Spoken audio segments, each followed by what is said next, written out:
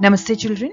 Today I am here with a video on third chapter of science, which is metals and non-metals.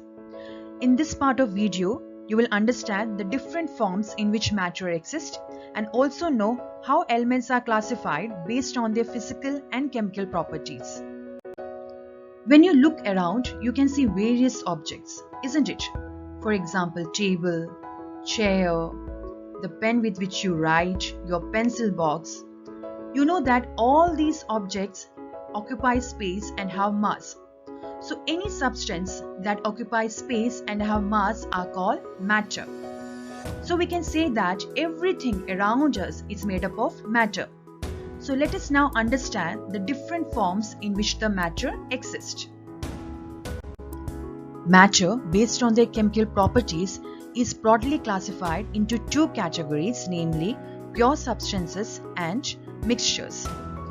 Pure substances are further classified into elements and compounds. We will try to define elements, compounds and mixtures one by one. To begin with, let us first understand what are elements. So elements are pure substances which cannot be broken down into simpler substances by any chemical methods. Elements are said to be pure substance because they are composed of same kind of atoms. Now you would be wondering what is an atom, isn't it? So in order to understand the elements more clearly, let me first explain you what is an atom. An atom is the smallest unit of an element. The image you see here represents a structure of an atom. An atom consists of three subatomic particles: electrons, which are negatively charged, protons, which are positively charged, and neutrons, which are neutral, that is, it carries no charge. The structure of an atom is very similar to a solar system. We know that the sun is the center of solar system and planets revolve around the sun in their fixed orbits.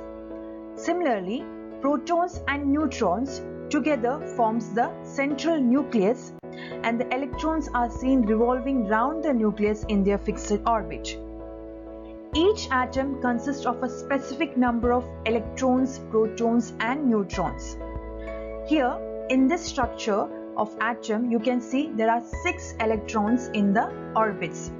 Now this 6 electrons contributes to an atom, which is carbon atom. So you can see that the number of electrons, protons and neutrons varies for each atom, and this contributes to the difference in their physical and chemical properties of each atom. An atom cannot be divided further by any chemical methods. Yes, it can be divided, it is possible by nuclear method, but then the atom will scatter into electrons, protons and neutrons, and it will no more exhibit the properties of that particular atom, and therefore atom is considered to be the smallest unit of an element. Let us take an example of an element like coal.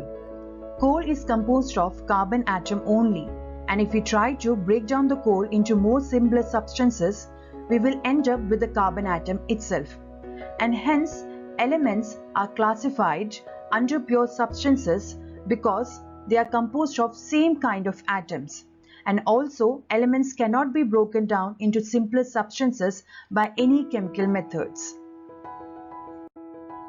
Elements based on their physical and chemical properties are further classified into metals, metalloids and non-metals. Metalloids are elements which exhibit both the properties of metals as well as non-metals. We will discuss about the physical and chemical properties of metals and non-metals in our future videos. There are almost 118 elements that are known to us. Out of these 118 elements, 92 are naturally occurring elements and rest are man-made. These 118 elements are arranged in a table depending on their physical and chemical properties. So do you want to see how the table looks like? Let's have a look. So this is how the 118 elements are arranged in a table, and this table is known as periodic table. If we analyze the table, we can understand that the blue block represents the metals, the green block, which consists of 17 elements present at the extreme right hand side of the periodic table, and the hydrogen element present at the top left side of the periodic table are nonmetals. The orange block consists of metalloids, which includes boron, silicon, germanium, astatine, antimony, tellurium and polonium. So let us summarize what you have learned today.